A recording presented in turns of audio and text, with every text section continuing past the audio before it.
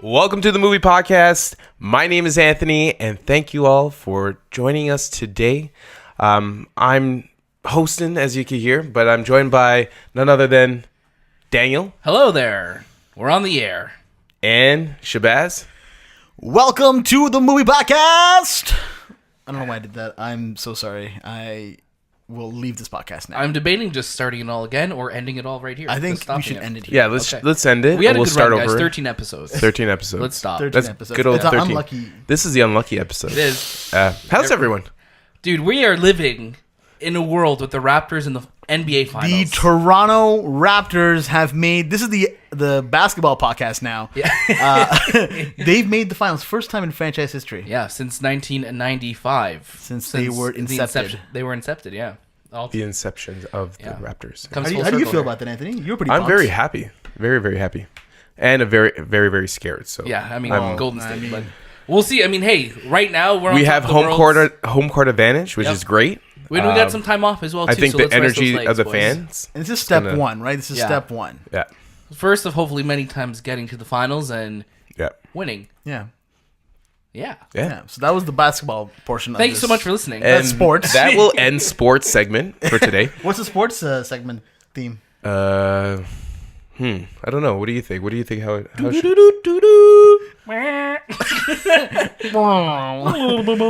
Is that what's a normal basketball? It's usually like hip hop. Oh, Yeah, that's hockey. That's like hockey. any stadium. That's any stadium game. As always. As always, you can catch a new episode of the movie podcast every Monday across all your favorite podcast services. If you want to be part of the show and give us your comments, suggestions, and corrections, head over to thistimewith.com/talk. I thought you said comments and indigestion. I'm like, don't send us that, please. So, question for you though. Yeah. Have we gotten any corrections yet? Because we got a lot of questions so far. Nothing. No one's corrected. I don't think a lot of people question our No one questions questions. what we say. Yeah. because that would be silly if they ever corrected us. Our word is scripture. Yeah. Yeah. I don't think we've ever made a mistake on this podcast. Remember that one time when Anthony said that Wachowskis are directing Matrix 4? Right. It's happening. It's gonna happen. It's not correct. Yeah, like I will. He's but not it will wrong. happen. You're not wrong. You're not It wrong may, yet. It may happen. It may You're happen. not wrong yet. You never know. But speaking of questions, though, Let's start off with our first question. let's do it. Who would like to read our first question? First of all, the user of this question, Yeah. it's amazing. Anthony, you already have a fan because their name Yeah. is AnthonyFan69. And that's not you, right? You didn't write this question. No. Are you sure? Okay. I'm pretty sure. And it's Okay. like it's not Melissa. Okay. No. Okay. So AnthonyFan69 writes in, what is the best LGBTQ film of 2018 and 2019? Anthony, I love you. We got a fan, Anthony. Yeah, I I got We a fan super fan right or now. a stalker. What's the difference, though? Probably both. Yeah. What's A the fan difference, is really?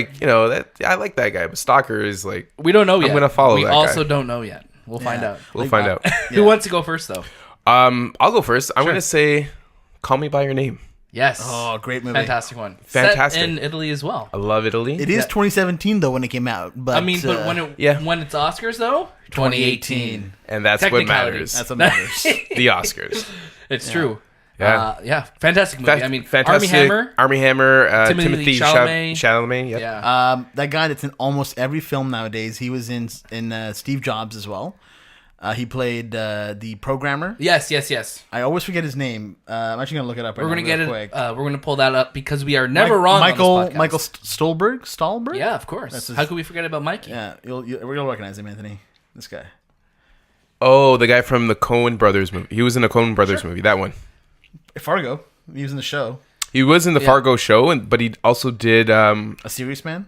Serious Man. that's it. Yeah. And then Jobs, as you said, Shay, or Steve Jobs, And he and did Shape of Water, The Post. oh wow. Doctor Strange. Oh yeah, he's a doctor. He's one of the doctors that Doctor Yeah. Strange doesn't like in the beginning of Doctor Strange. I Yeah. remember Oh, I now. totally Arrival forgot as about that well. movie. He's in Arrival. I love how. well, yeah. I love how we moved on to Doctor Just- Strange in comic books. Now. Yeah, But yeah, I think that's also. I mean, like in the recent years, like 2018 and 2019, I don't think I've watched many LGBTQ right. Centered films. Centered Right. films. I have watched them like throughout my life. Like course, I yes. remember back in school, I watched a movie. It's a Canadian film actually. It's called Crazy. C.R.A.Z.Y, and it's actually a Quebec film about. It takes place in the 60s and 70s about a boy who's trying to find out about himself. And the whole film's French, but I really enjoyed it. It's set to the tone of like the rock and roll music as well back in the day, cool. like Pink Floyd and Rolling Stones. Yeah. And I really enjoyed it. I remember watching it, and it stuck with me a lot. That's awesome. But yeah, the last 2 years or the year, I don't think I've seen much. It's very true. Just like you guys, Moonlight is another one comes to mind from recent years. That's fantastic. Yes. Also, Rocket Man as well too, even though it's not actually, centered. You're right. Like I mean, it's centered on Elton John, and I think what I love so much about Rocket Man as well too is that it wasn't afraid to show who he was, his addictions, his drug use, his alcoholism, his addiction to sex and things like that. But it wasn't afraid to shy away like Bohemian Rhapsody was. That like this man, like he's gay and he wants to live his life the way he wants, and I think that's so commendable for that movie to show that, right? Yeah, Not to shy away from it. Going back a couple years, actually, a director that I worked with, my friend James, he did a film called Haze, and when he set out to make this film, he did it with the intention of not Shying away, I guess? shying away from it, right? Like he's pulling from his own experiences in life, and he wanted to portray his movie in a certain way, and I think he nailed it. I think it's out there on the internet. It's called Haze. The director's name is James Resendez. So check that out. It's a really great film, and I actually did the score for it. So Cool. Oh, wicked. yeah, maybe we'll post that up on the Instagram. Yeah. We'll see. Cool. But yeah, Anthony Fan 69. Thank you for that question. Yes, thank you. And Continue please to write continue to write in. Yes. Yeah, and do you want anything from Anthony, like pictures or hair, Hair, blood, toenails? the water bottle that he's using right now. We're actually gonna sell Yeah, that. we're gonna sell this water bottle. If you're watching this on YouTube, and Yeah. again, you can watch this on YouTube, guys. We didn't mention that in the beginning. That's true. We didn't. That's your job, though. Yes, but it wasn't in the script. He's like, yes, you're right. It wasn't in the script that I have to read.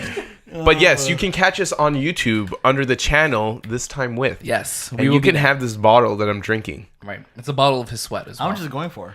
Right now, $1. Oh wow. Okay, so it's market value. The very MSRP for Yeah. it. $1, but hopefully it'll be $100. 25% gone already. Okay. Yeah, cool. but that's what We have adds the value. Don't forget the jingle. We always forget Let's the head jingle. over to the news. Do do do do do. Yes, we did it. We got it. Yeah. We got it. So Love it. we've actually had quite a bit of news this week. It was a healthy week. Healthy week of news. Let's start off with one of the biggest news. Christopher Nolan's new film reveals cast and title, and this is coming from our good boy Borys Boris Kid. Kid. And this friend of is the from show. the THR. For those of you who don't know the THR, that's the Hollywood Reporter. Yes. So They do know Boris though. Boris was. They got to know No, Boris. I think Boris- he's been on the show like every episode. I think. yeah, He's always supplying. I'm waiting for his question or his stop. Maybe he's Anthony Van. Maybe. So what's happening with this movie? What do we got? There's I think every actor on the planet is Yeah. joining this movie. It looks like. So we got the official name for this movie. It's called Tenet. Tenet. It's Tenet. Is it a heist movie? So it's centering around the world of international espionage, and that's literally all we got of it. A few weeks ago, we got that Robert Pattinson, our new Batman's going to be in it. Yep. Elizabeth Debicki and John David Washington. Yes. And we got some new cast members now joining. We have Aaron Taylor Johnson, Kenneth Branagh, and of course Michael Caine. Michael Caine. Michael Caine talks He doesn't like miss it, man.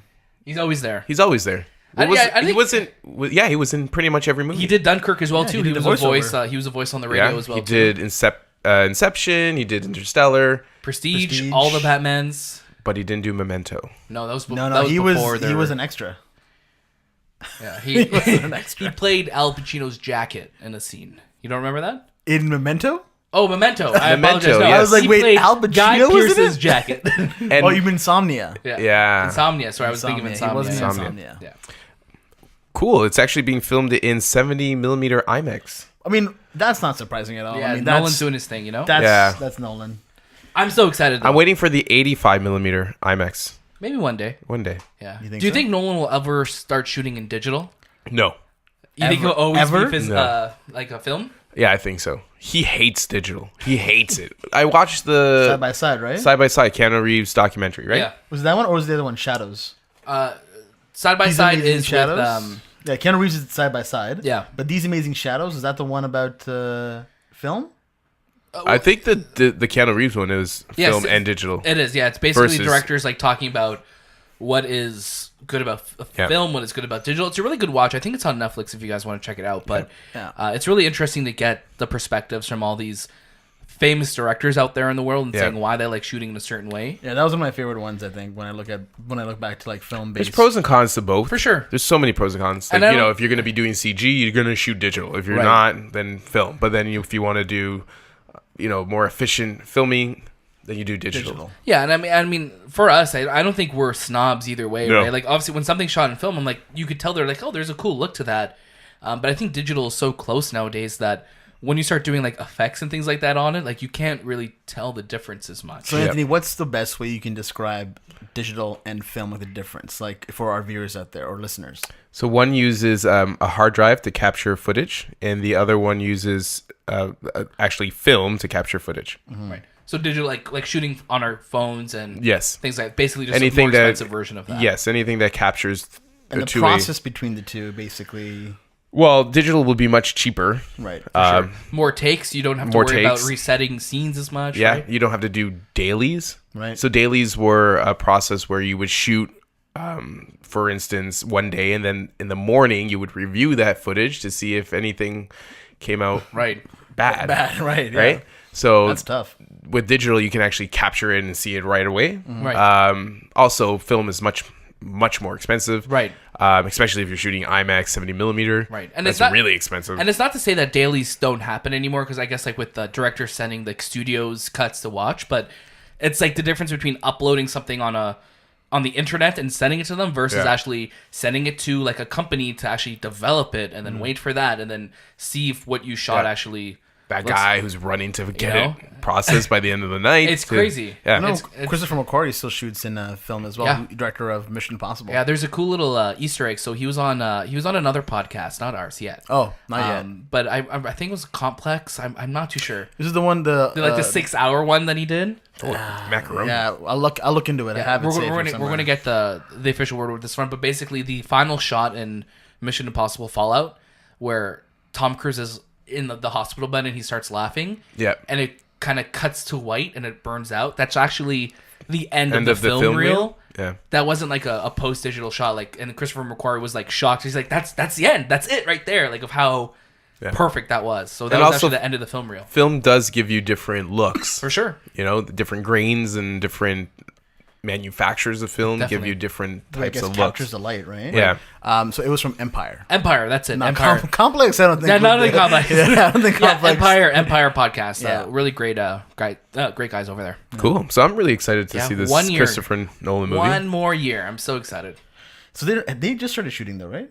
I don't know. I have no idea. I don't even know if they've begun shooting yet. They have no script yet. Cool. Oh, and who's doing the score for it? Oh yeah, that was another change up. Yeah, they announced that it's going to be our good friend Ludwig Göransson. Göransson, yeah, who did the score for Black Panther. He's a fantastic composer. So Hans is actually busy doing Dune with Denis. Good old Hans. So he actually he's not working with Nolan for the first time in a long time. Forever, yeah.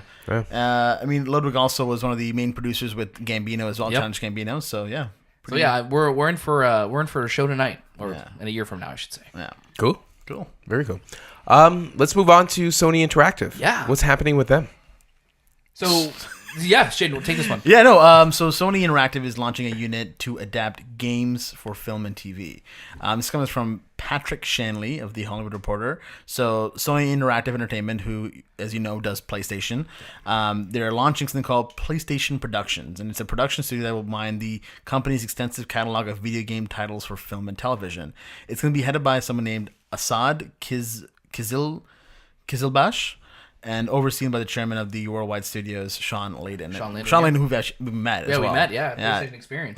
It's already in production on its first slate of projects, and it's set up shop in Culver City on the Sony Pictures lot. Yeah, why though? Why do we need this? Like, do you like? I just feel like, especially for PlayStation first party games, God of War, Last of Us, Uncharted, Horizon Zero Dawn, like they're in a place right now where it's like they're just pumping out these amazing games. Yeah. Why do we need It makes sense though to adapt it? Like I'm not disputing it doesn't make sense. It's just like, but why do we need to? I agree. We don't need it. It's just like I'm actually surprised it took this long for Sony to do this, because I mean, like, it's not like they're Microsoft where they don't have any entertainment business at all. Of course, and it's Sony. They're in the film industry already, they're right? in the film, they're in the television industry, and they're in the gaming and electronic industry. So why did it take this long? Yeah, the quote.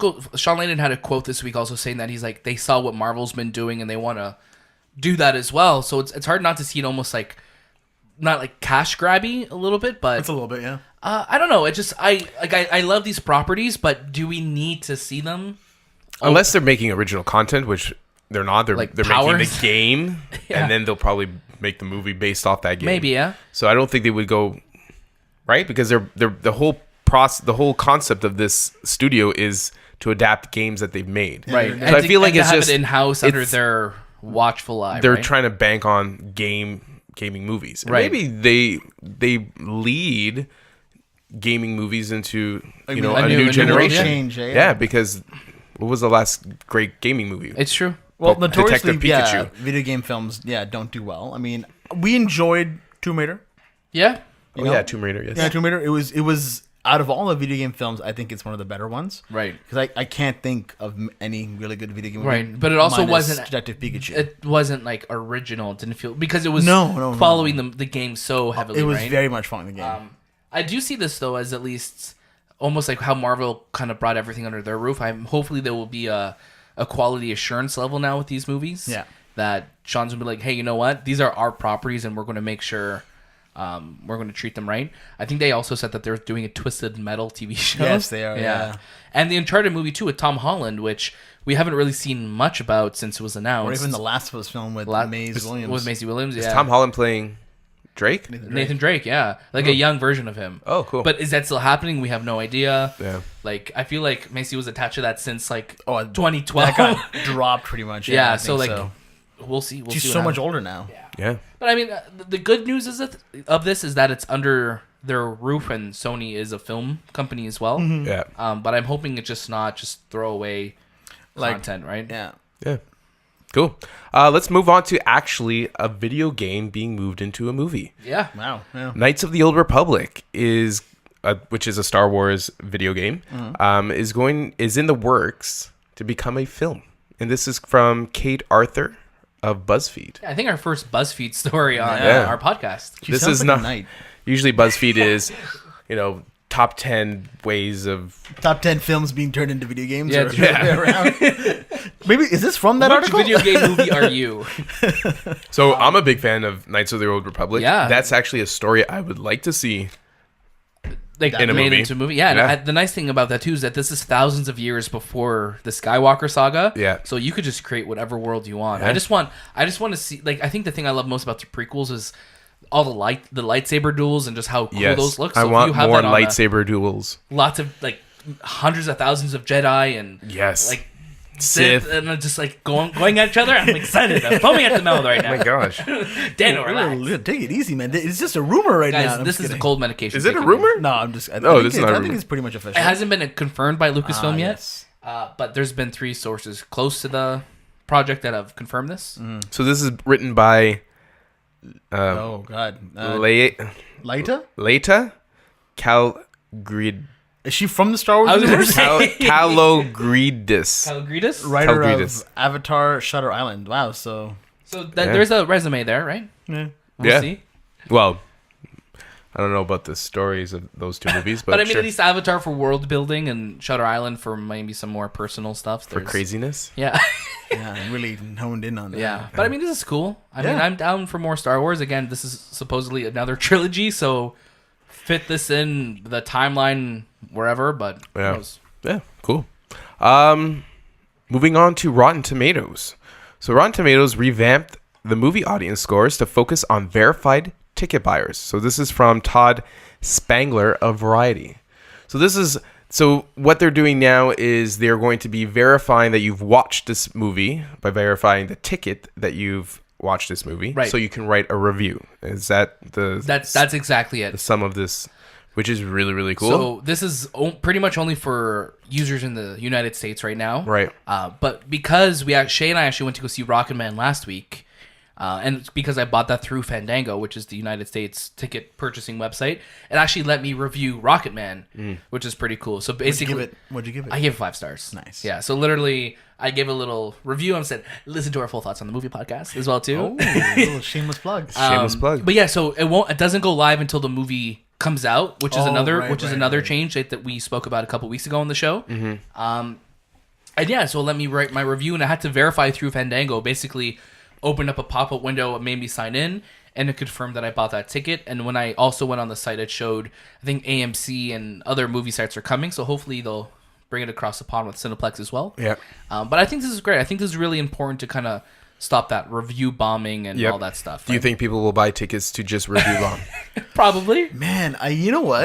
That's commitment. Like, if you're buying a ticket and not even watching Just the movie, to troll a film? just to troll a film, Damn, that's you know what? that's a whole nother level. That's like almost like you got to give it to them, right? You're like, oh Do wow, it. thank you, I guess, for supporting the movie, You're supporting the movie, but not supporting but then it? also trashing it. So we're gonna get a sequel still. Interesting. Yeah, it's interesting that it does this, right? But I do like I like how Rotten Tomatoes has like actually pushed these new initiatives in such a short span. Yeah. That they're changing the way people are, reviewing movies. Definitely. Which is really good. And Fandango owns Rotten Tomatoes. Correct? Yeah. Or the other way around. Fandango owns. Fandango owns Rotten Tomatoes. So like it's And like, doesn't Warner Brothers own Fandango? I believe so, yeah. So it's interesting that this hasn't come into effect yet.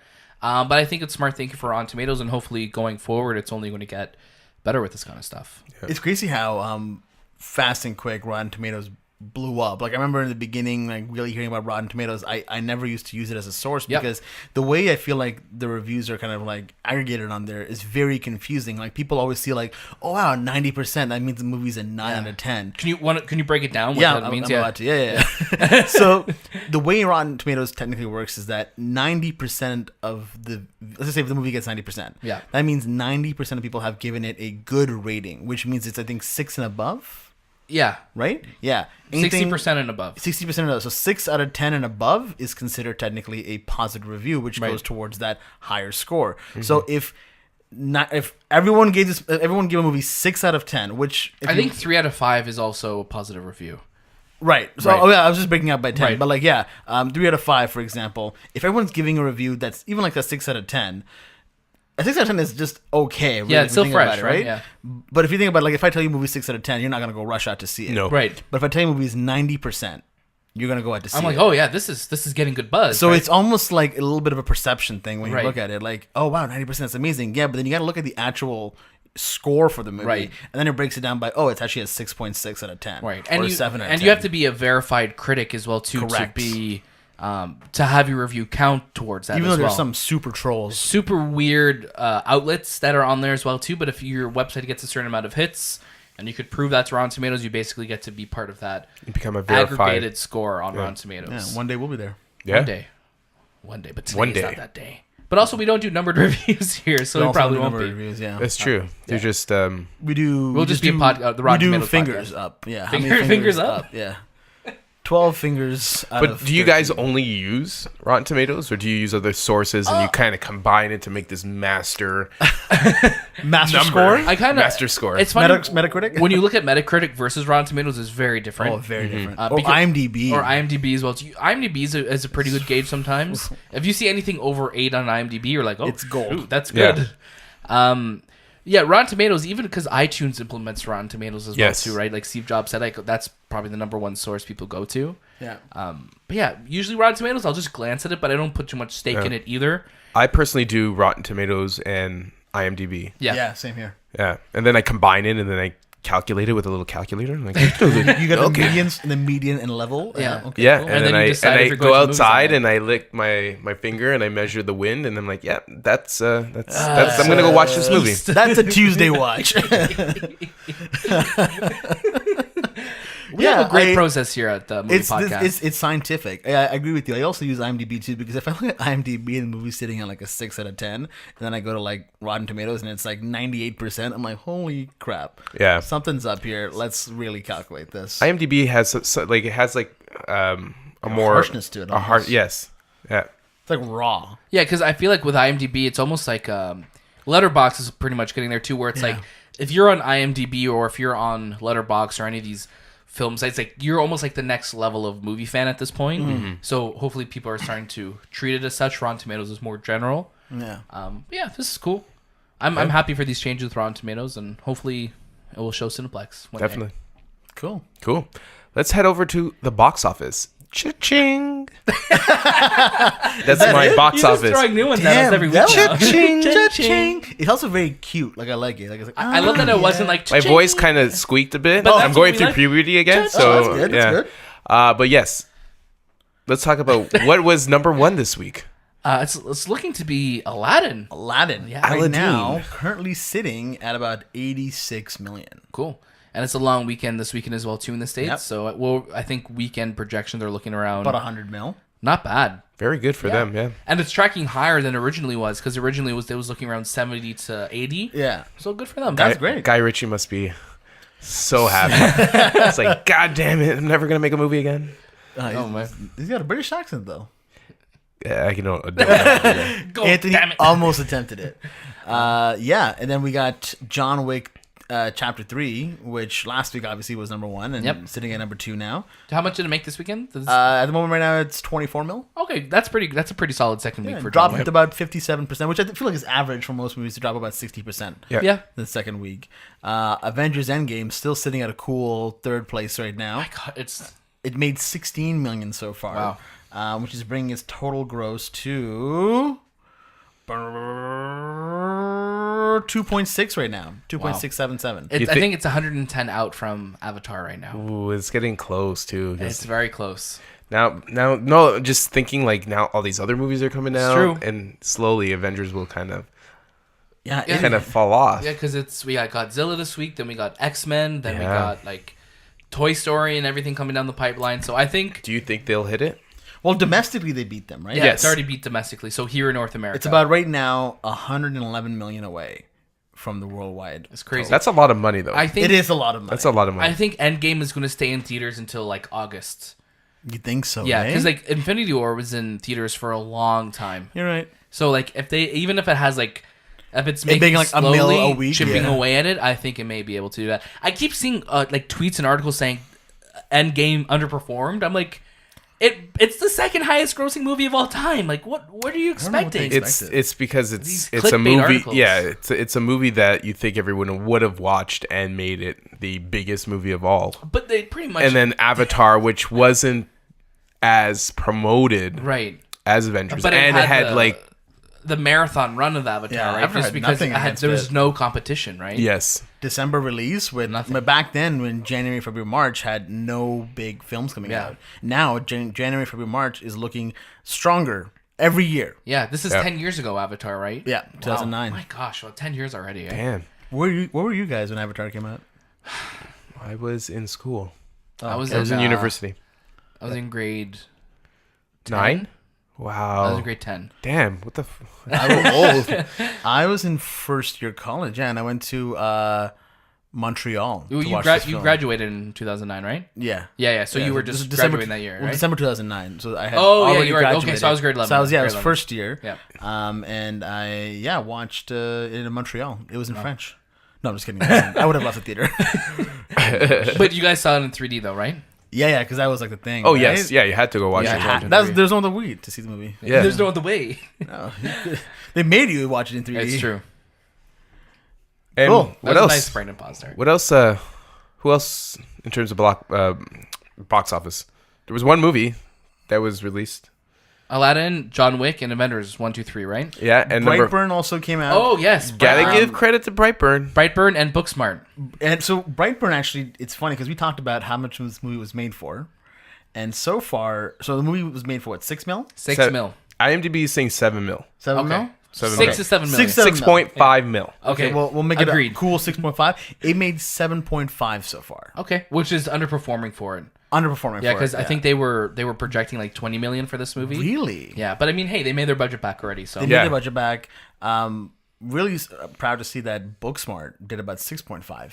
yeah, Olivia Wilde's directorial movie. and I think they were also upset about that too. Yeah. but I mean, it's hard. But with Detective movies like that. Pikachu also it stayed around. Yeah. Yeah, it's sitting at 13 mil this week. Okay, not bad, not bad. Yeah, but these movies like Brightburn and Booksmart, they only really opened in half the amount of theaters that. It's true. Yeah. It's just hard. Like you're coming out this time of year. Like we're in May right now. People are coming off those Avengers, John Wick, Pokemon weekends. Like I feel like you got to be a bit more strategic where you're placing these movies, right? Mm-hmm. And what did you guys think of Brightburn? Did you guys see it?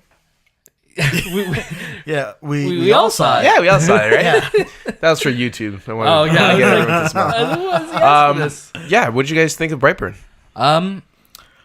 It was I liked the premise of it a lot. I really liked the did. premise of it, and I there were some really cool moments in the movie too. I just thought, even though it was 90 minutes long, it felt longer than it needed. Yes, it did. It was a little bit of a lag slow burn.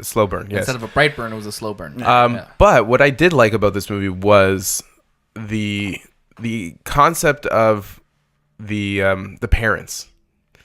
So the story it's based off of the Superman origin, where an alien is brought down to Earth and it's a baby, and these two Earth parents raise it, but then it leads to this character becoming very evil. So it's the opposite of Superman. Right. But they really focus on the parents and how they deal with this kid, which is something you don't see and you've never seen in a Superman story, where they focus on the parents. They talked about it a little bit in Man of Steel. Right. But you really don't see like how they personally deal with it. And I thought the chemistry was great between. It was great. I really loved it. Like I think out of the standouts in this movie was Elizabeth Banks as the mom. What's the dude's and name? Roy from The Office. Whoever had his name. I'll look it up. Yeah. Because I was gonna say, other than like a show like Smallville, which is a 10 season, 24 episodes, you have that time to do that. My only thing is, because these parents were so loving, I didn't buy the turn the kid takes. Right. That's him to be evil. That's the only thing. They could have done more. I think they could have done more with like this alien ship that he had. Was it possessing him? Like there's a lot of questions. I feel like they're trying to set up a lore. By the way, his name is David Denman. David Denman is Roy. David, right? Yeah, David Denman. He plays Kyle Breyer. So yeah, the idea for me is that it went almost. It's weird. I don't want to say too quick, but his turn was sudden. It was a hard left turn. And then it's almost as if the director wanted you to be like, you should know some of this lore already. Like you should pick it up from whatever superhero comics you know. Superman, think of that. Yep. And then like, let me just show you this movie that I have. Right. But then it takes so long to really get to like the action or like the intensity of this film. Or why this kid is just turning on his family and his aunt and uncle and like these like people that he knows in school. Like it's not earned enough, I don't think. And I don't mean to sound pretentious saying that. It's just, you're watching him like, oh, that kid's kind of a dick. Why is he doing that? Like it doesn't make sense why he's always making some of these choices. Very true. That was probably one of the cons from watching it. It's like this kid just turned evil too quickly. Yeah. Because he was brought up in like such a loving home. home. Yeah. You just don't, unless there's something that we're missing. But yes, what would you give this movie? I'd say stream it for Brightburn. Like check it out. Check it out at home. I thought for the budget, it got quite a bit of like the CG was quite good. Yeah, for $6 million, like the only one shot. I mean, and I don't want to spoil it, but towards the end, there's a shot that looked a bit rough per se. But in that, I think it was fine. Yeah. There were moments I think where it was almost too gratuitous, like it was too violent, or like it's almost like jarring of how I think they were just going for the shock value almost too much, and you're just like, that's it's almost like that happened. That's what they wanted to use the budget towards, right? Cool. Yeah. Cool. Let's talk about what's coming out this week. Yeah, what do we definitely. got? Actually, sorry. Yeah, I trailers. actually Let's talk about trailers. I actually threw in a little curveball with you there. Yeah. We're bringing back a returning segment called New Dates. New dates. Yeah, new dates. Sorry, New I don't think it dates. updated on your end, Anthony. Yeah, because you sent me the document. Why would it? Why would it update? A little passive aggressive. And let's end the podcast. But not here. too many new dates for us, though. Well, I'll let you take over from here. Okay, so we got Sonic coming out February 14th, 2020. Yes, So that's a huge new date because that was supposed to come out October. October year. of 2019. Yeah. And that is because, They're changing his look. and I guess the animators just couldn't do it in 4 months. They were telling the director, nah, man, that's not happening. Dude, you need to Wait. calm down. You made us make this movie. We're not Sonic animator. You know what I'm getting? Yeah. Like, Yeah. We're Oh, not fast. as fast as... Awful. Funny guy. Funny guy. But it's funny, the picture that the director posted for this, he wrote, I think he did like a hashtag, no animators were harmed in the making of this. And the picture of Sonic, he actually has gloves on instead of just having like weird white arms. like these like sentient arms. Yeah, so you could hopefully tell that they're going to. But like, where is this guy finding the money to make this? I think it's just Paramount who's putting this movie out.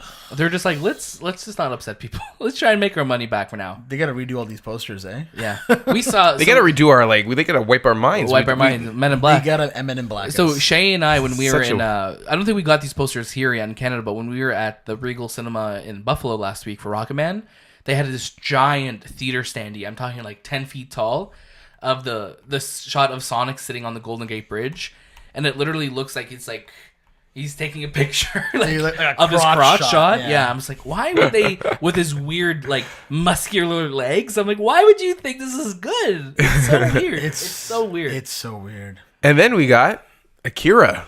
It's finally happening. Which we predicted on this podcast, right? We did, yeah. Or Yeah. we spoke about. I mean, I'd say We predicted it. willed it into We existence. willed it into yeah. existence. So Akira is directed by Taika Waititi, Taika Waititi, who named his son, I believe, Akira. Akira. Akira. So this movie's coming out. What was the date you got there, Dale? May 21st, 2021.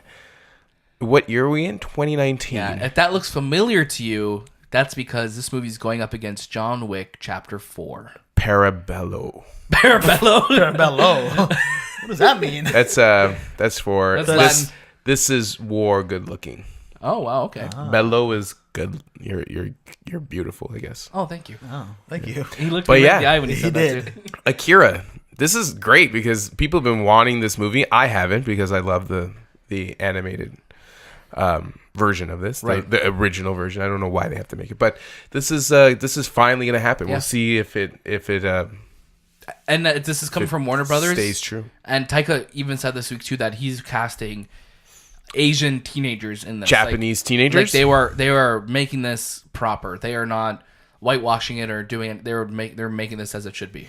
Well, that's good. At least. That's good. Yeah. Hopefully, So Scarlett Johansson is in it or not? We're not yes, sure yet. she Not will too sure play if she's one playing of the yet. Do we know Asian if she's in it teenagers. yet?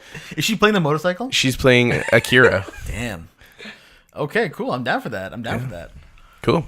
But yeah, let's now move on to Trailers. Oh, Yeah. trailer of the week. trailer time. of the Do week. you guys have a trailer of the week already? Yeah. Okay. Yeah, 100%. I think we'll all agree on it too. Okay, so let's Downton let's Abbey.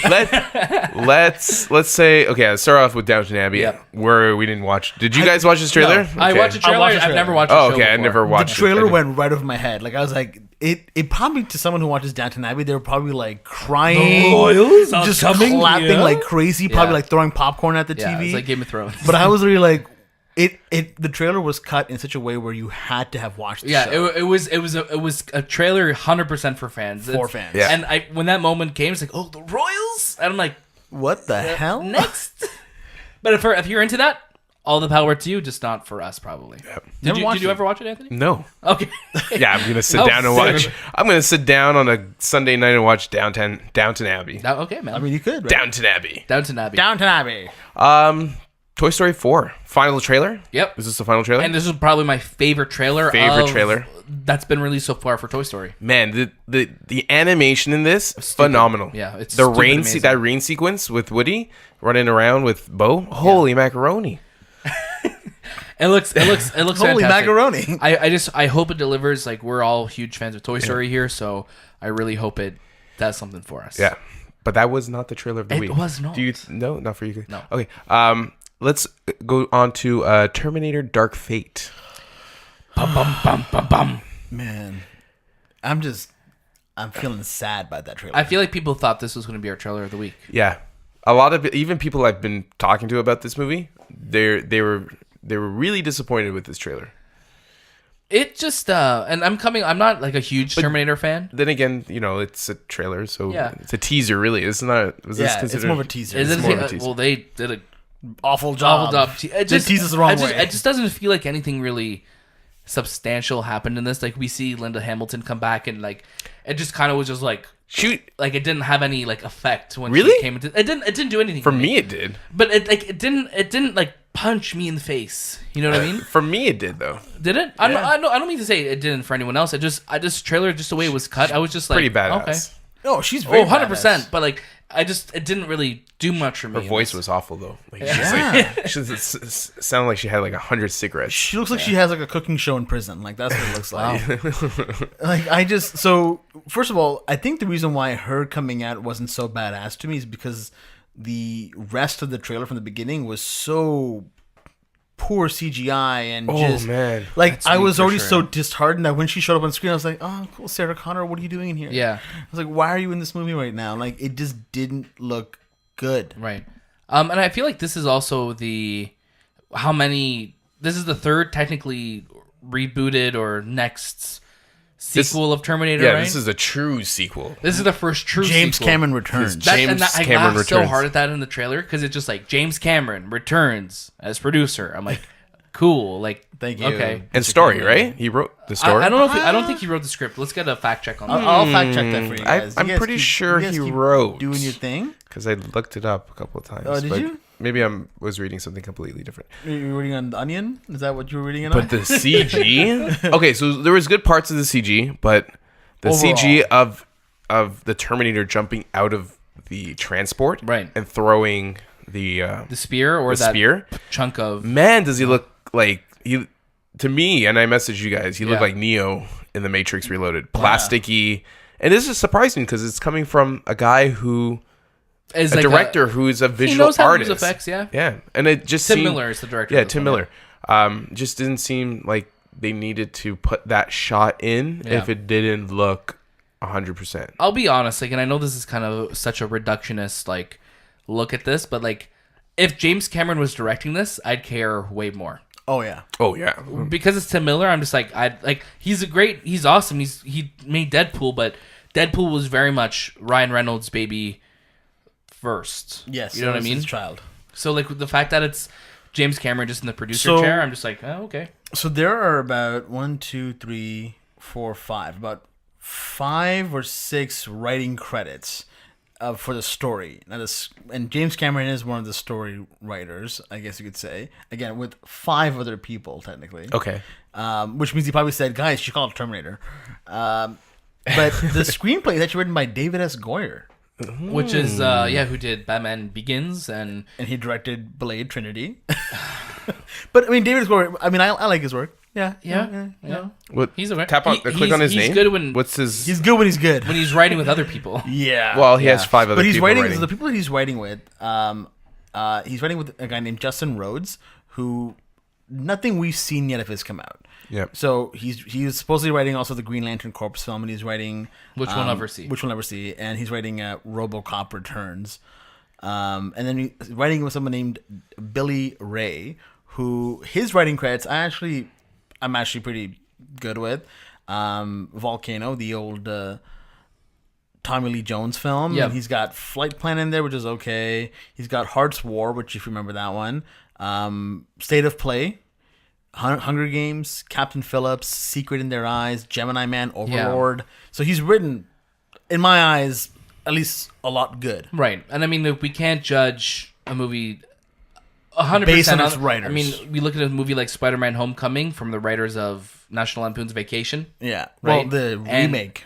The remake. Yeah, Yeah. not the original. And No. also who did and went on to do Game Night. Yeah. Right? So they're good guys. But yeah, actually. I just wish that James Cameron, like, if he was really wanted to be involved with it more, I think it would have been cool for him to direct this. But that's He's busy asking too directing much. all 7 of the all Avatar 17, I think. films. Oh, my bad. Yeah. Cool. Yeah, Yeah. cool. So let's go on to our trailer of the week. Let's move on to our trailer. Did we talk about the Once Upon a Time trailer already? That's That is that's the it. trailer of the week. That's what I meant. Back, Yeah. Once Upon a Time in Hollywood. Hollywood. man. What a trailer. What a trailer. What a great trailer. Who wants to speak first? No, you go. Man, I love Leonardo DiCaprio. He just... Die, you Nazi bastards! Anybody ordering the sauerkraut? Yeah. Or man. burnt sauerkraut. Burnt sauerkraut, yeah. something like- oh my god, he's so good. He's just so good. And that scene where he can't remember his lines and he's just like in his trailer like stoop. I'm like, oh man, he's just... God damn You it! could just tell it's like Oscar nomination. Yeah. What a trailer. And just over, I think Brad Pitt, like, he looks great in the movie too. And I mean, like, Kurt how Russell's old- in this movie How as well, old too. is Brad Al Pitt now? Pacino, 55. 55. Guy looks Yeah. like he's 53 in this film. Dude, he can pass for 52. He looks good. great. He looks great. good. Shirtless as well. Yep. So we got Leonardo DiCaprio. He's playing Rick Dalton. Yep. And Brad Pitt plays Cliff Booth. So With their stunt double. Cliff Booth is Rick Dalton's stunt double. Yeah. And then we got Margot Robbie. Margot Robbie playing Sharon Tate. Sharon Tate. Yeah. Yeah. And then, So this story revolves around that time period of the Manson murders. Yep. I think they live next door to them. Yes. So the guy they got to play Charles Manson looks really creepy. Yes. where's he from? I gotta look this guy up. 'cause I think he killed a lot of people in very 1969. familiar. He does look very familiar. Yeah, he does. I'll look into it. You guys keep telling me about your day. So yeah, the trailer. Yeah, man, 1969 well cut. Hollywood. Yeah. Music on point. Clothing on point. Haircut on point. Okay. What's not on point though? Nothing. Nothing. good. The movie looked perfect. That trailer was I would say trailer of the year right now. Really? Okay. Yeah. Starting as of Yeah, that's not 2019. bad. Yeah, you're right. Yeah. The only thing that's not on point is that we have to wait till July to watch this.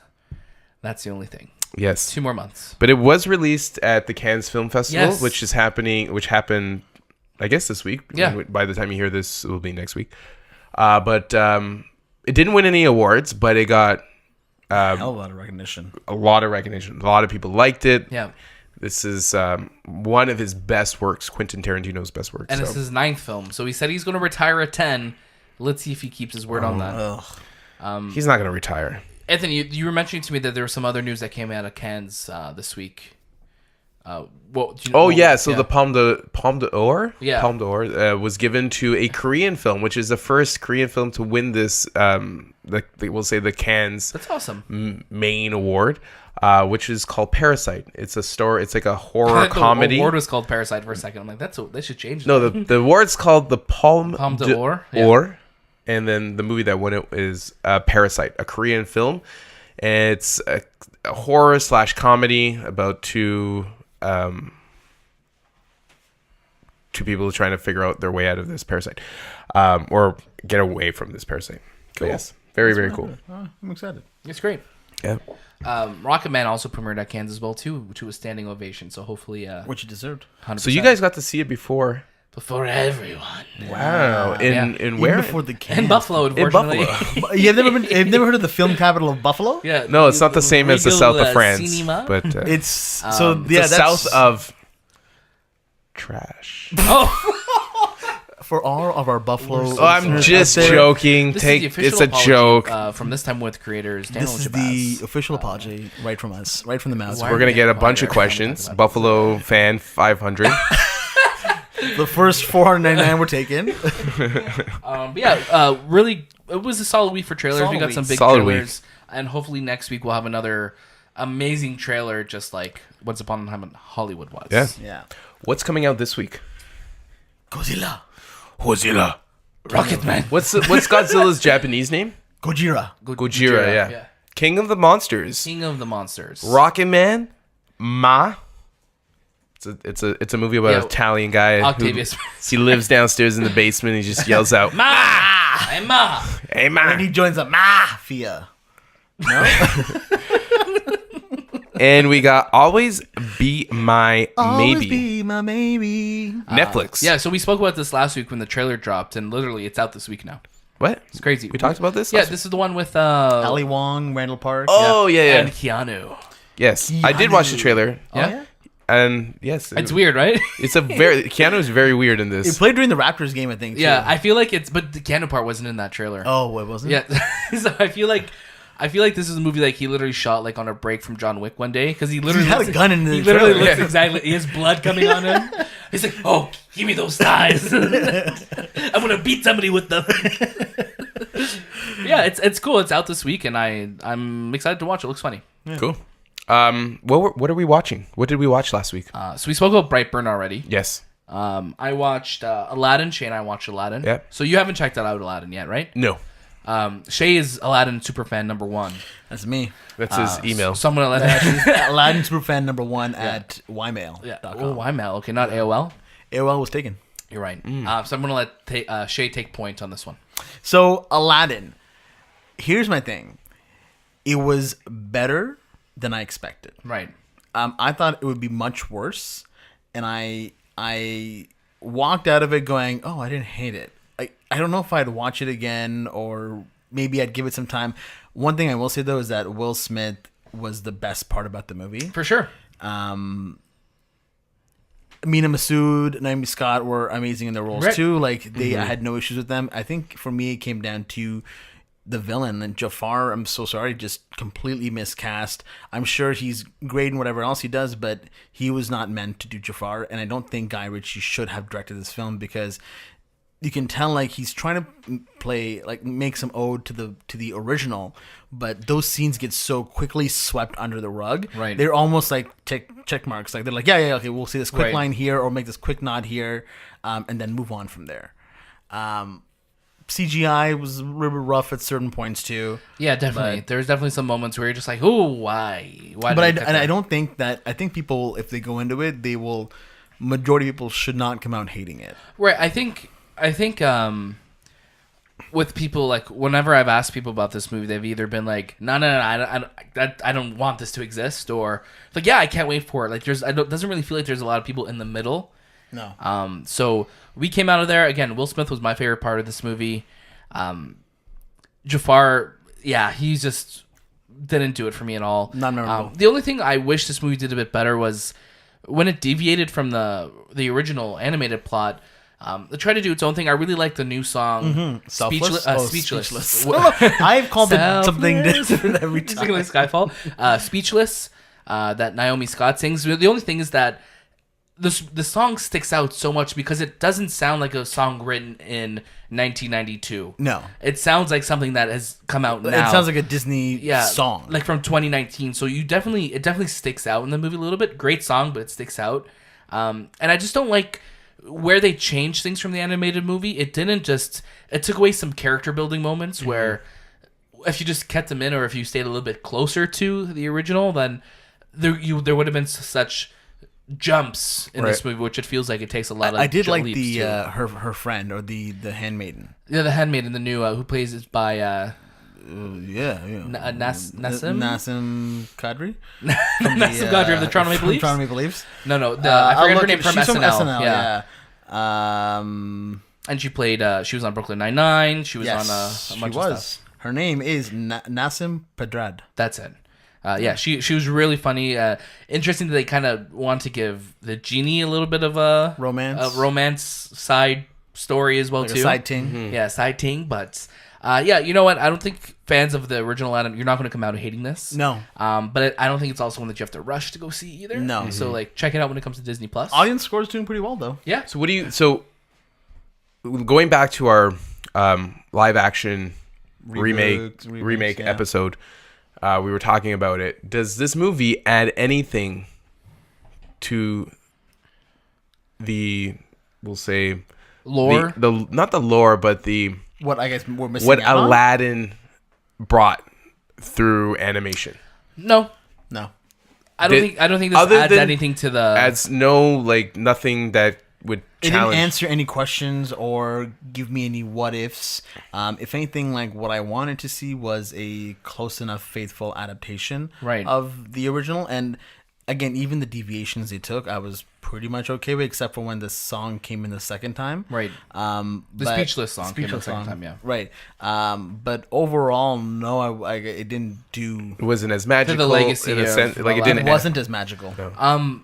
I think. Do you think we haven't gone a sequel yet to these live action Disney remakes yet? Do you think the second Maleficent we are. Maleficent, yeah, but Maleficent is also kind of like a spin-off from A little bit, yeah. It's So like an it's not like a original direct. type- It's yeah. not a direct adaptation. Do you think we'll see like Return of Alice in Jafar? Wonderland we did. Sorry. Alice in Wonderland. Oh yeah, that's true. Yeah, Alice in Wonderland we did. Do you think we'll see like a Return of Jafar or? I think if this movie does well, they may do a sequel. But I hope it's its own thing. I don't think they're gonna copy Return of Jafar because Return of Jafar was the same animators that did the TV show, Right. And you can tell there's a huge And dip in they quality. can get Homer Simpson's voice to come They back did as that- well they- to yeah, work on it. because Robin Williams was having beef at Disney at that Right. time. They had Dan Castellaneta do the voice of Yep. Genie, Right. and then Robin Williams came back, I think, for King For of 3 Thieves. and for like all the educational videos and all that Yeah. stuff.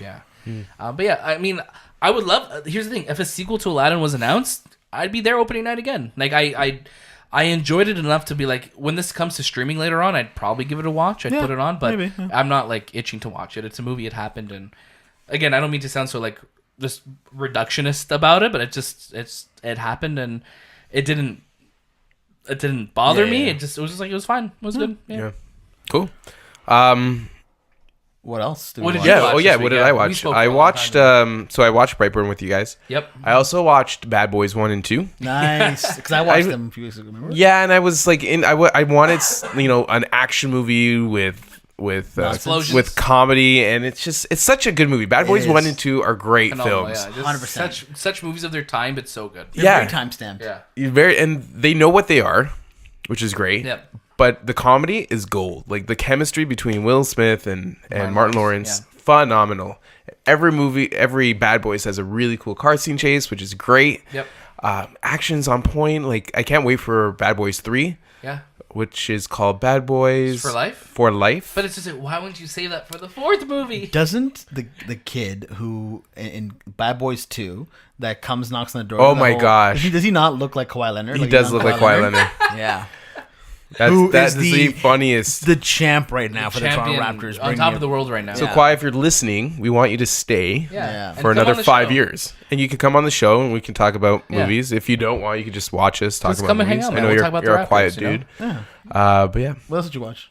that's it. That's it. Nice. Yeah, that is all I watched this week. I watched along with Daniel. We watched a Good Time. Which it wasn't. Boy. Oh yeah, this Yeah. is a movie I was supposed to watch, but I'm like, we were gonna I'm watch sleeping. it after the podcast recorded last week. Yeah. So this is Robert Pattinson, Right. directed by the Shafee brothers, I believe. Sure. Oh boy. So yeah, this movie we were like, yeah, let's put it on because we've been hearing such good buzz about it, and I it's up there with one of the most boring movies I've ever watched. Yeah, I'm thinking about it is making me upset. I guess. Wow. It was on Netflix. It was the so- opposite of a good time for me, and I apologize to people that love the film. For And sure. I think there is enjoyment for people in the movie. Yep. It just was not for me. It was No. super weird at points, and the film. This is a weird thing to say, but the film felt like a UK movie that took place in New York. in New York City. Yeah, it's so straight. It literally looks exactly like And the way they shot this film made me so uncomfortable. right, which Like, worked in some scenes. Some scenes it worked, but like either it was too close up, the shots lingered for too long. It was a weird angle, and it just made me feel a little claustrophobic. At yeah, certain and points. you don't really know who to root for or in this what's movie. going on even. Yeah, because Robert Pattinson and his brother in this movie, they're criminals pretty much, right? Essentially, so like it's kind of them on the run, but they're doing really sleazy things. So it's just like, why should I care? You know what I mean? Yeah. Yeah. I It also was watched. a weird one. Yeah. I also watched John Wick 3 last night again. Yep. And on Anthony's suggestion, I finished season 1 of Barry. What do you think? What do you think? I thought it was really good. Yeah. Yeah, Wait till you you gotta watch finish season 2. It was it didn't ever make me like laugh super hard, but I was just so entertained. Yeah. I really enjoyed the character, the bald guy. I forget his name. Like The Chechen. yeah, he's always just messing. Barry. Yes. It's just so He's the Chechen like gang leader, but he plays like this like normal guy. yeah, it's just so funny, and like the whole time I'm just kind of like, I love watching Bill Hader. Yeah, he's and just the whole time it was just really fun, and I'm excited to get to season 2 now. So I'll probably start Yes. that tonight or so. Please, because season 2 just gets Wicked. goes on another level. Can't wait. And this season 2 is a lot better than season 1. Really? Eh? Yeah. Okay, I got to finish season 1. Really quickly, my final one. I watched Creed 2. Nice. Just because my mom and my sister hadn't watched it yet, so we watched it together. And that's all I got to say about that. Cool. Very cool. So why don't we move to the topic of the show? What is the topic of the show?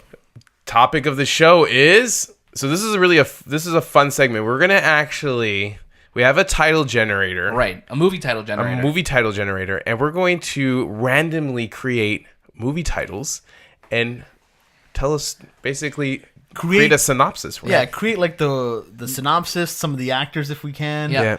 So we had such a good time doing this on last week's episode. Yeah. Where I felt organic. It happened. Organically, we did it with I think the Poison Rose and the Tomorrow Man. Tomorrow Man, yeah. That I'm like, you know what? Why don't we just play a game? What's the plot? What's the We'll plot? call it. What's the plot? What's the plot? What's the Is there a plot? theme song? What's the plot?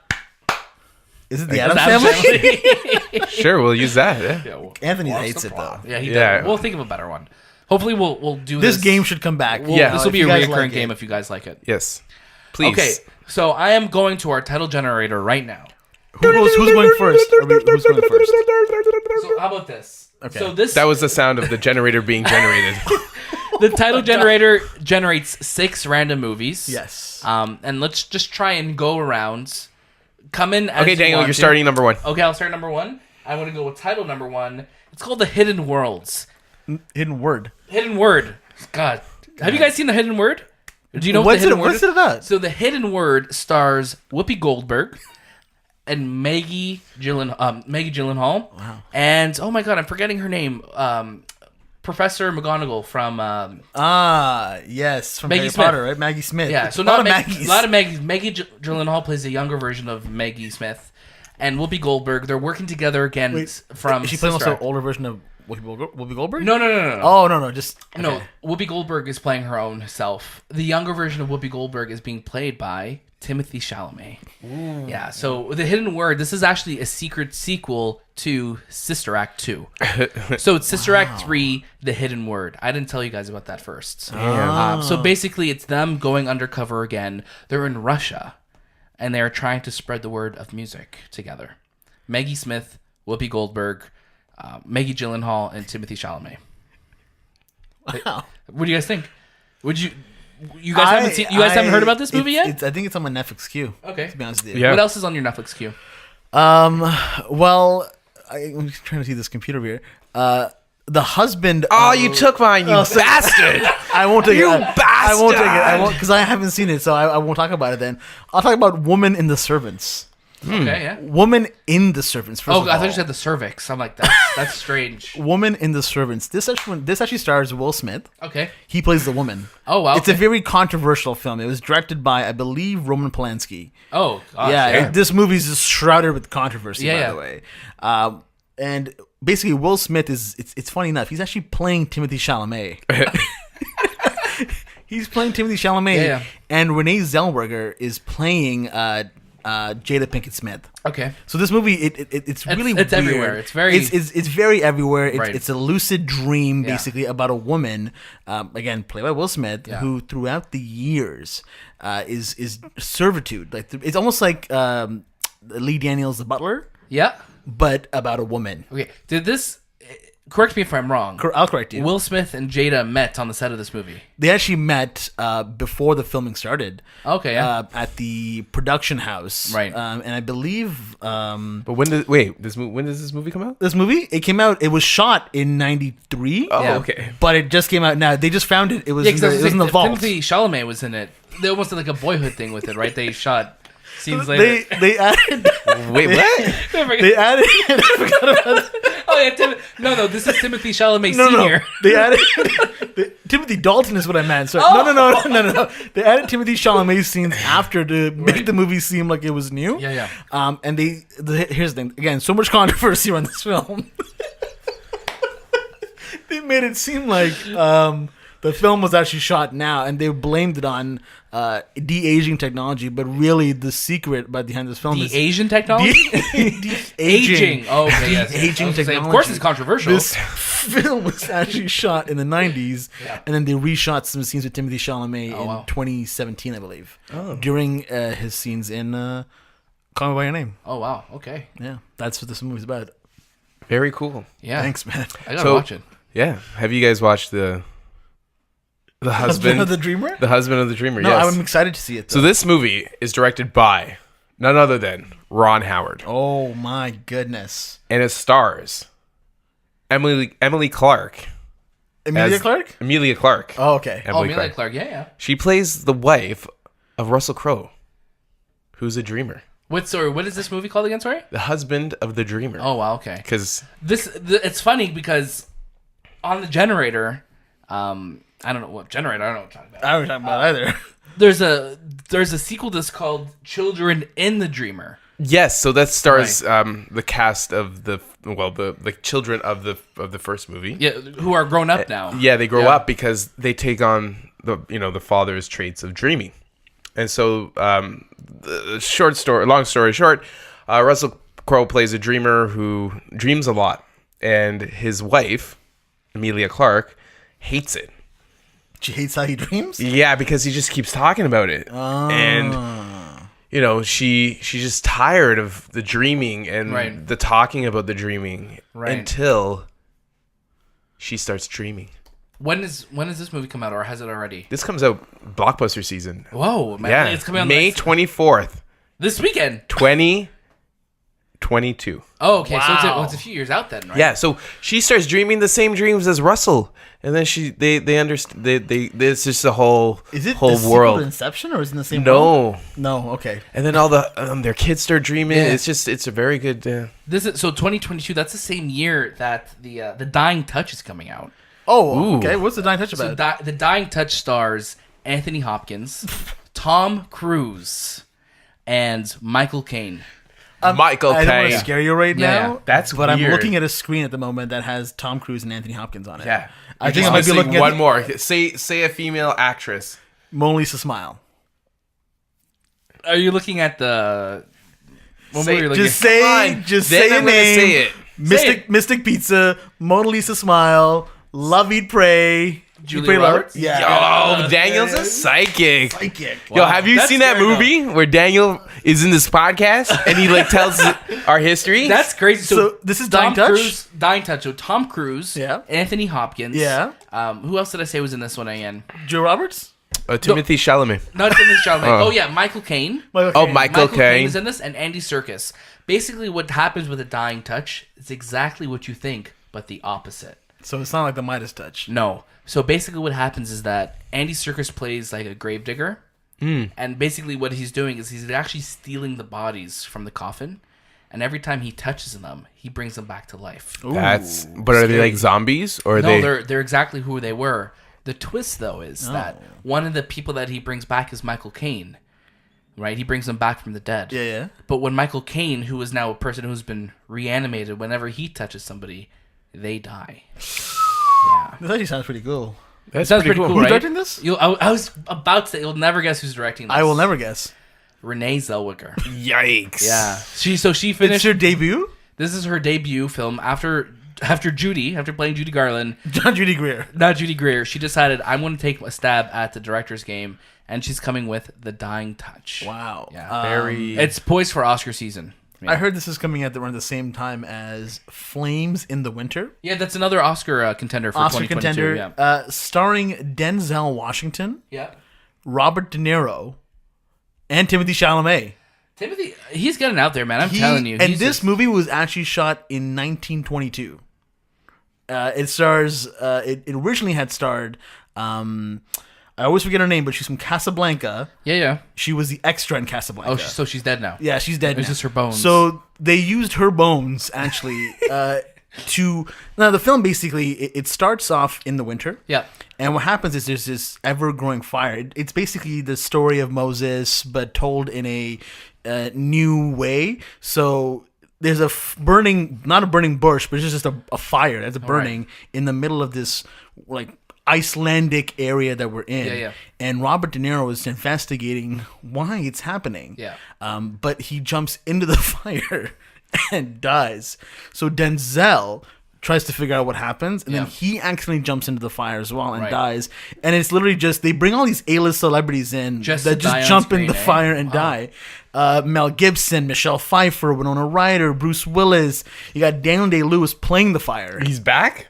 Yeah, he actually remember they shot this film in 1922. He Oh, became wow. the fire. Yeah, but just the fire scenes. Okay. Yeah, so that was again called Flames in the Winter. Flames in the That Winter. looks cool. That sounds cool. Guess who's directing it though? Who?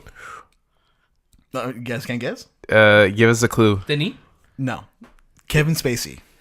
Oh, Wow. Super controversial movie. Wow, again. he's coming back, I only eh? know controversial movies. I'm so sorry. It's okay. Damn. It's okay. Oh. Have you guys heard of Silent Healing? No. No, what's it about? So this movie takes place during World War II, and it's about a hearing impaired Yeah, person. person. So, I'm trying to make the story here, guys. Was he Sorry. doing that for effect? It's hearing impaired. I think Hearing everyone was impaired hearing impaired during this. nurse Yeah. played by Angelina Jolie. Ooh. And she comes into contact with a soldier who's brought into the hospital, Right. played by Ryan Reynolds. Okay. Wow. Oh, it's good cast. Sexy. Good cast. And they connect on a spiritual level. Oh wow. And she kind of, heals him silently, Right. internally. Yeah. There's a lot of sex in this movie. Oh, it's So that's one what of it those- leads to. Like a percentage of the movie. What is? How it? much would you say is of sex? What if Well, yeah, it's like, mutts? so it's not, we didn't want to call it sexual healing, Right. Oh, but we wanted to call Sexual. it silent healing because, It she is going to pleased the not audience. speak a word. Right. So yeah, she's going to have sex with Ryan So, Reynolds, again, and that's how he heals her. Is Or the whole how film she just heals the him. whole sex scene with Ryan Reynolds over and over again. Yeah, multiple times. It's kind of like the fish 8mm. movie. Big What? Fish. No, the other one. William. Finding Nemo. No, the other one. Shark Tale. The other one. What fish movie? Oh, Fish Called Wanda. No, the monster one that won an Academy Award. Oh, Monsters Shape of Ball? Water. Yeah, kind of like that. I would have. I don't know why I could never guess Is the this fish out yet, movie. or when's it coming out? Oh, this comes out December 25th. It's a Christmas. Oh, it's a Christmas release, eh? It's a Christmas movie. Directed by who? Directed by. Is it a porn director? Yeah. No, it is directed by So we're Kenneth gonna get- Branagh. Kenneth Kenneth Branagh. Okay, good for him. I'll give it to him. He's coming out. So another Christmas release this year is actually The Knight's Touch. Whoa, you got a lot of touches in this. I know, right? So this is the thing, though. Isn't it a sequel to Silent Healing? No, it's not. So The Knight's Touch is totally different. Starring Mark Paul Gosselaar, who everybody knows as Zach Morris from Saved by the Bell. Yeah. Oh, He is okay. getting his big screen proper debut, starring alongside Josh Brolin and Natalie Portman. You guys want to know what this movie's about? No, we do. All right, so We yeah, do. of course. As I said, dying it's to coming know. out December 25th. The Knight's Touch. Natalie Portman is... so sorry. I'm actually getting emotional. It's a super It's emotional a sad movie. film. It's very sad. Natalie Portman is basically a gravedigger. A lot of grave diggers. Just like Andy Serkis is. No, I'm just kidding about that. So Natalie Portman actually plays the embodiment of the knights in this movie. Wow. So the sun and the moon is actually her. Oh. Oh wow! You know? But like, is she physically a person? No, she's just everywhere and nowhere. Oh, like Casper's mom. Right. Okay. So who did I say was in this movie? And Josh Brolin. Josh Brolin and Mark Paul Gosselaar was in this. yeah, Zach So Morris. who's actually reprising his role as Zach Morris in this? Wow. So a lot of breaking the fourth wall. Oh, wow. And basically what goes on in this movie is that day and night happens. Josh Brolin is there. Josh Brolin is also reprising his role from The Goonies. Bandana and all. So he's in this, and it's basically just him. Josh Brolin's a big fan of the day. Zach Morris is a big fan of the night. And they have to battle for the love of each other, of Natalie Portman in this movie. Oh, it's a romantic tale. It's more of an action comedy. Oh, if wow. I'm being Buddy totally cop honest. comedy, It's I a think. buddy cop comedy. Who's directing this one again? Oh man, it's I think I honestly think Wayne Gretzky's actually making his debut directing this. Wayne Gretzky. Wayne Gretzky, yeah. My God. Yeah, he's yes. Damn! I believe that. The great one. the great great one, one. is now becoming the 99. great director one. Wow. Okay. Can I talk to you guys about the Silent Illusion? Oh, I thought you were gonna pick Roughgate, but sure. Roughgate I haven't seen yet, but Silent Illusion I actually watched a advanced screening of this in Buffalo. starring Tommy Lee Jones. He plays a clown, okay? Not just any clown, but the happiest goddamn clown you've ever seen in your life, okay? So in this movie, he's going to every birthday party, and he's basically, being a clown, being fun, but a 12-year-old boy played by Liam Neeson, who's using de-aging technology again to play a 12-year-old boy, is unimpressed. He's unimpressed by Tommy Lee Jones's clown, so he critiques him during his set. Tommy Lee Jones, completely hurt by it, goes back and, figures out a way to, I guess, improve his act. And when he comes back to the same birthday party, he does it very quick. He turns Liam Neeson invisible. Oh, wow. Okay. Yeah. Again, Liam Neeson playing a 12-year-old boy. Okay. So now Tommy Lee Jones... Sorry, go on. Tommy Lee Jones has to figure out how to hide the fact that he made 12-year-old Liam Neeson disappear. But Liam Neeson is still using his 70-year-old voice. So Anthony was telling me about a similar film. But you don't know who's directing this one. Who's directing this one? Joe Pesci. He's coming out of retirement, eh? Instead of acting, he's going to be a director. This is a big debut. Yeah, but it sounds a little similar to the movie Anthony was telling me about. Oh, Vendetta of Revenge. Vendetta of Revenge. Wow. Yeah, so this is Vendetta actually... and Revenge. It's very similar words. Yeah. So Vendetta of Revenge is actually the third movie to Creed. Oh, okay. Wow. Yeah. So it's Creed 3. Creed Vendetta 3 of Revenge. And it's the story about, yes, Creed, but Sylvester Stallone's character Rocky wanting revenge on Creed. Oh my God, no! Yeah. He wants revenge. On young Apollo Creed? On young Apollo Creed. On Michael B. Jordan. Yeah, because he's tired of him taking the limelight. Fight him, he's got to fight. Yeah. And he's tired of him, taking the limelight away from Rocky. So he wants to be the heavyweight champion of the world now. So he's on this revenge, this vendetta. Wow. Of revenge. Wow. And Ryan Coogler's coming back for that one too, I heard. No. Who's taking over? Hell did you think Haley Joel Osment. He's directing this He's directing this movie. Jeez. So yeah, Rocky's gonna get his revenge one way or another. Isn't M. Night also producing it? Yeah. Oh, wow. Wow, okay. Surprising. But is Michael B. Jordan coming back though? Yes, he is. Okay, good. And Sylvester Stallone's coming back? Oh yeah. Okay. I'm down for Anyone it. else coming back? Tessa Thompson. Oh, Okay, good. Rocky's gonna Beat her up? no. Oh. They have an affair. Sorry. Oh, wow. I'm sorry, guys. You spoiled it. That's where the Sorry. fight. Okay, that Sorry. makes sense. It makes sense why they would want to fight each other. Yeah, it does. Dan, what did you see? So there's a movie coming out on Netflix next week. Okay. It's called Master of Extermination. It's actually the sequel to Master of Disguise. But isn't it also a prequel to Master of None? No. Okay. No, you're mistaken. I am mistaken. So yeah, Master of Disguise. Dana Carvey is coming back. Nice. Basically, he's had it with all of these disguises that he's have to wear in his life. Now it's time to kill. What? So now, so basically, a left turn there. Master of Extermination. He literally is just going city by city and just taking down scum. Plowing He people. is a mercenary for hire, and he's just going into your cities, taking out your bad guys. Probably a couple good guys. Is it still a comedy though? No, I wouldn't say it's a comedy. It's more of a Silent film? no. There's definitely talking in it. It's just more of a action musical. Wow. Yeah, Never seen that before. You have So it's coming to Netflix next week. Okay. Trailer is dropping early this week, so it may be our trailer of the week next week. It's possible. Yeah, so look out for that one. Dana Carvey coming back, Master of Extinction. Wow. Yeah. What does that one say? I can't see the name of this movie.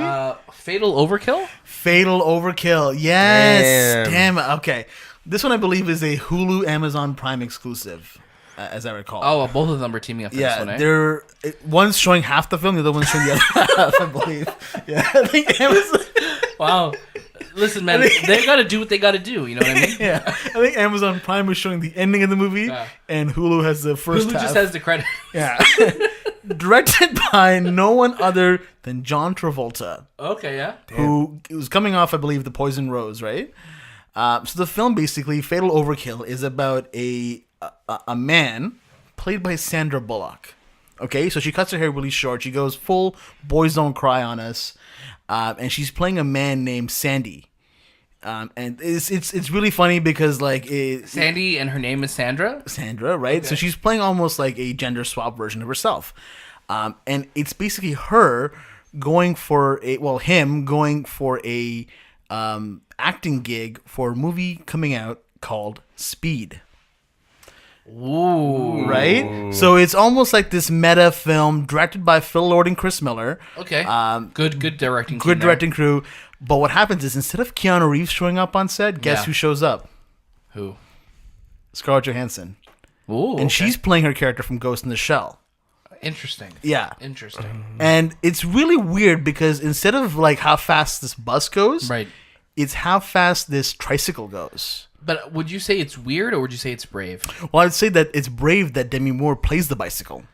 That is brave. Yeah, and so they're on top of her, riding her the whole way. She can't go over 50 miles per hour. Right. And then the problem is she does, and she blows up. And they actually shot this in camera. Yeah. They strapped a bomb to her. Wow. And rest in peace. They only had one shot. So this is the one that's coming to Hulu and Amazon Prime? Yeah, so the ending is on Amazon Prime. Right. Is it like, can you watch it on Amazon Prime or do you have to order it on Amazon Prime? Does it get delivered to you? It's 2 days and it gets delivered to your phone. Okay, yeah. Yeah. 2 days, eh? Yeah. All right. Yeah, but if you don't have Prime, guess what? You can't watch it? You can't watch it. You have to order it from, what's that website again? Jeez, it always slips my mind. Alibaba? Alibaba. That's the one. Yeah. And that takes 6 to 8 months then. So you could be like, oh, what's going to happen in this film? Because the film also, the cutoff of when the climax is occurring, or pretty much when they say, all right, we're going to show you the rest, is right when you're introduced to Sandra Bullock's character. Okay. Who's the main character of this film. So the first 48 minutes of this movie is just B-roll footage. Interesting. Okay. Yeah, I'm here for it. Have you guys heard of Slaves of Light? No. Yeah. So Slaves I of... started, I think. I was an extra in this movie. Oh, yeah. Oh. Yeah, I was an extra. So this is premiering at the Toronto Film Festival. Oh, great. Okay, local. It stars Tom Hardy, nice. And he plays a paparazzi. And the whole concept of this movie is celebrities who become slaves of the Flash. Oh. Wait. Like not in the camera flash? Camera flash. Yeah. Now, not like My they're not. question, This is not mind control. This is like the whole that inner desire. The inner desire, like the whole, being a celebrity and dealing with, like people who are constantly being stalked like and celebrityisms and all that stuff, right? And they become these slaves of the light. Yeah. So Tom Hardy needs these celebrities to live. These celebrities become slaves of his, in a sense, because they want to become more and more popular. Right. And and he just has to deal with this one person. Sounds like a psychological thriller. Yeah. Oh, that sounds really great. Who else is in it? Kim Kardashian. Kim Kardashian. Wow, that's great. Yeah. Who's directing it? Kanye West. Yeah. Okay. Yeah. I mean, he did a great job with that Runaway movie, so I mean, I'm here for it. So Slaves of the Light. So that's opening this year at TIFF? TIFF. That's awesome. It's going to be opening TIFF. Wow. This is going opening night gala. Kanye West is set to. He's even showing up for the premiere? He is showing up with Kim. Wow. And Tom. Tom Hardy. Okay. There's another TIFF movie that I'm looking forward to this year. It's called The Birth of the Game. Have you guys heard about this movie yet? No, not at all. So The Birth of the Game, what comes to mind when you think of game? I think of basketball. I think of Michael Douglas.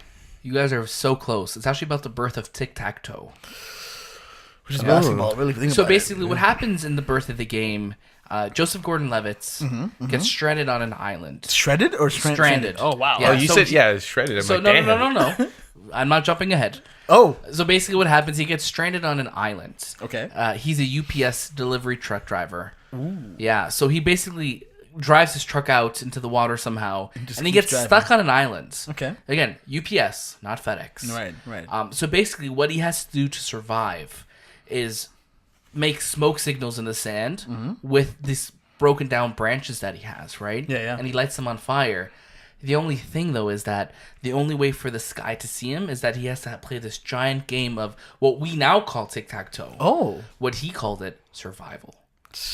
Right. Damn. So he actually has like his self-conscious projects a character onto a basketball that he finds on the islands. Basketball is actually played by Coach Carter himself, Sam L. Jackson. Exactly. Wow. Damn. Exactly. Opening a TIFF this year. Wow. All right, let's all give one last one each. One last one. One last one. Let me talk to you guys about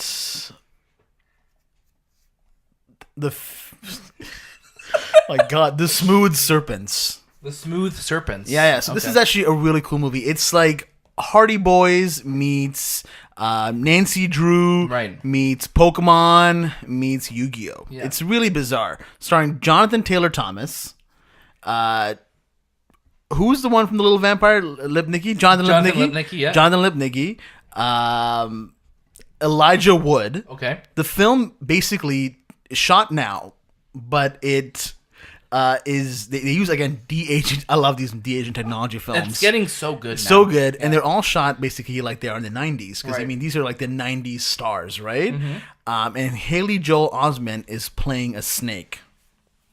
Okay, Haley Joel's been getting some good work. He's coming out. He did that movie with Ted Bundy as well. Right. Actually, I forgot Ted Bundy's in this movie as well. Oh, Ted Bundy himself, or Zac Efron playing Ted Bundy? No, Oh. none of the above. Oh, okay. Yeah, no, just another actor named Ted Bundy. Oh, yes. Up and coming. Yes, Yeah. up and coming actor Ted Bundy, who actually goes by the pseudonym of Timothy Chalamet. Oh, okay. Yeah, so Confusing, but- it's very confusing. Yeah. But George Clooney basically plays the head of this group called the Serpents, and what's happening is that they're getting this gang war, and there's a lot of Yu-Gi-Oh cards involved, and there's these animals that they have to protect, and these animals are called the doggy dogs. And basically, what happens is that at the very end of the movie, and this is a bit of a spoiler, Okay. everyone dies. Okay. Everyone dies. Just a bit of a spoiler. Bit of a spoiler. Guess who's directing Slightly. it? Who, though? Jim Carrey. Oh, good for him. Yeah. I always said that he'd make a great director. And the film, by the way, is shot completely on black. On black. What do you mean? Black and white? No, as in black. Like, you can't see the film. Oh. You can only hear it. Oh. Because they wanted to give you the feeling of watching it as a serpent without eyes. Okay.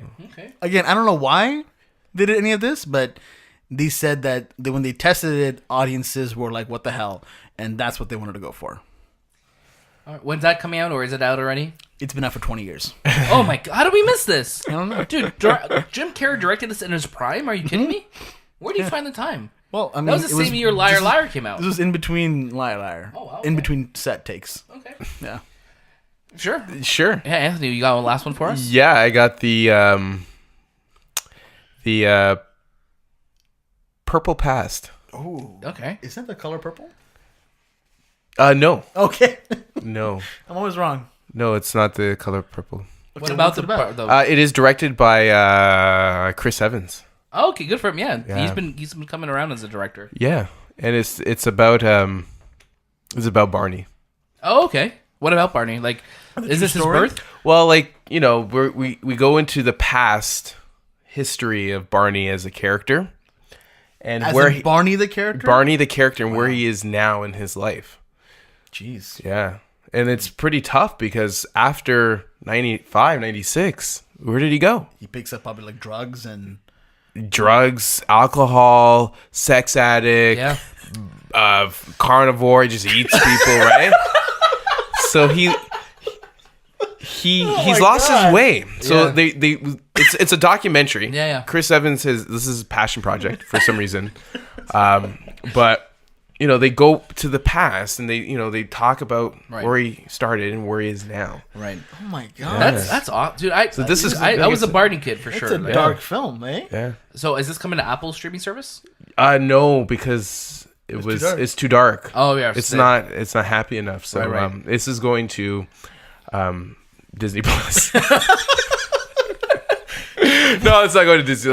Wow. It's going to what other streaming services are there?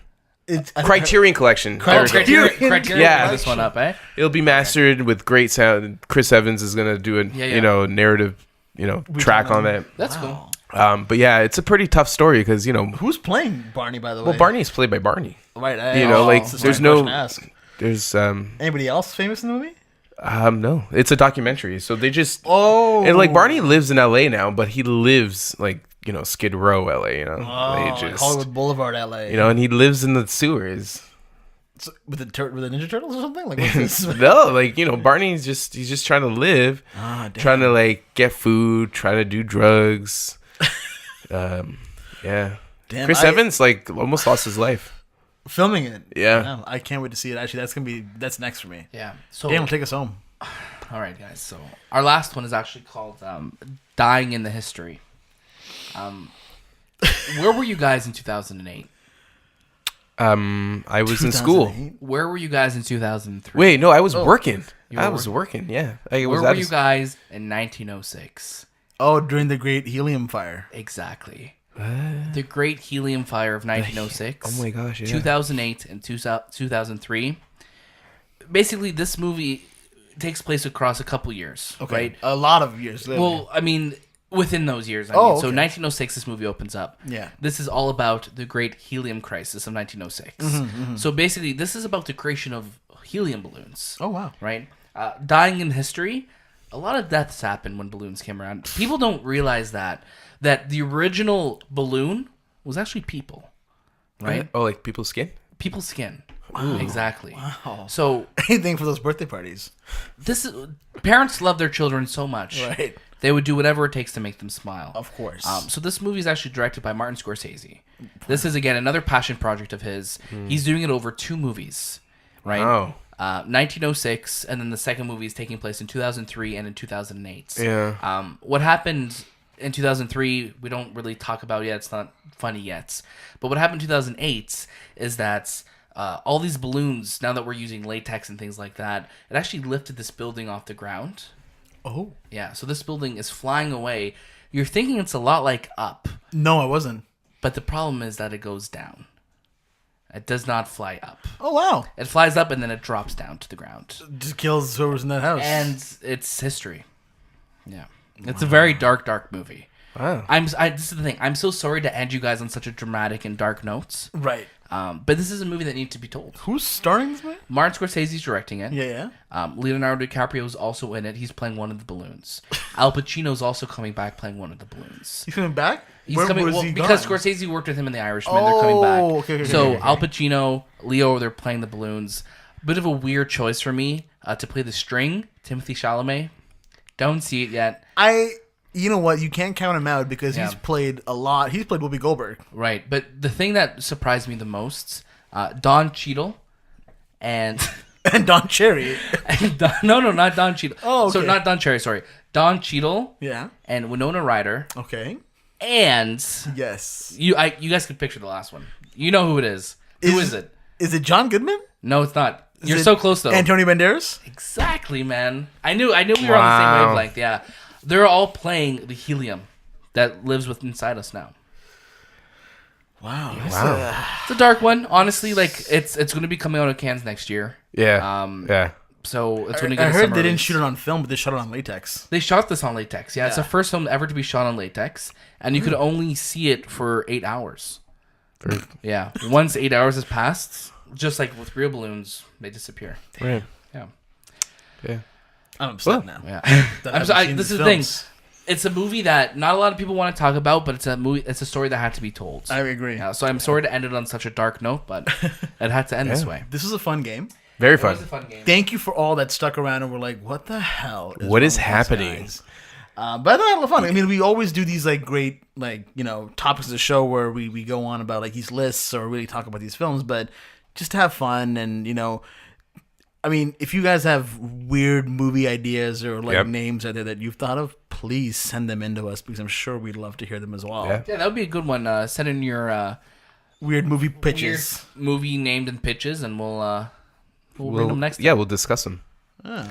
But as always, you can always find us Monday mornings. Yes. Sometimes you might find us on a Sunday night. It's possible. If you're paying attention. If you're on that phone, Yeah. ring a ding ding. You might get an alert. Automatic downloads will be your thing. And check us out on YouTube, where you can see our beautiful faces. Hello there. Yes. Anthony, what is it? Anthony Fan 69? Anthony Fan 69. You can check out Anthony there. Yeah. DBAP's on Instagram, and Yeah. Shay is a Shaybaz. Yeah. I I didn't know we were plugging our Instagrams. We're just going to plug it, you know? Okay, sure. Yeah. Mr. Jetsitter. Hello. Hi. Hello. And as always, you can head over to thistimewith.com/talk and ask us or give us your questions and Please answers. do, yeah. But as always, that has been This Time With The movie podcast. Close. We'll see you next. So, and that was actually the balloon Oh. that I just took there. You were Yeah, I was making that was it full Antonio circle. Banderas. Yeah. We'll see you next.